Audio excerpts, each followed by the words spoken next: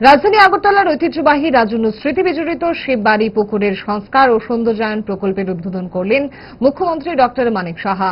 অমৃত 2.0 প্রকল্পের আওতায় 2.55 কোটি টাকা ব্যয়ে পুকুরটির উন্নয়ন এবং সৌন্দর্যায়নের কাজ সম্পন্ন হয়েছে।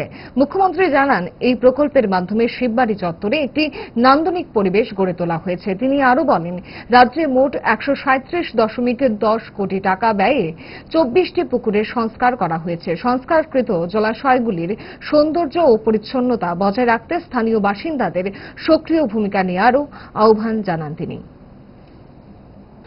আমরা চাই যে মানুষের আস্থা লাগবে আর মানুষের সহযোগিতা লাগবে, আমাদের উপর বিশ্বাস রাখতে হবে। আর যারা এদিক সেদিক করে ওই দিন কাগজপত্র 4-5টা নিয়ে সাংবাদিকদের নিয়ে বৈঠক করে ওইখানেই থাকবে, ঘরের ভিতরে আস্তে আস্তে খুঁজে পাওয়া যাবে না। আমরা ঠিক পথেই আমরা চলছি এবং একটা ট্রান্সপারেন্টের সরকার যাকে বলে, মাননীয় প্রধানমন্ত্রীজি যেভাবে ট্রান্সপারেন্সির মাধ্যমে যে ডেলিভারি সিস্টেমে মানুষের কাছে যাচ্ছেন, আমাদের ত্রিপুরা সরকারও সেইভাবে কাজ করতে।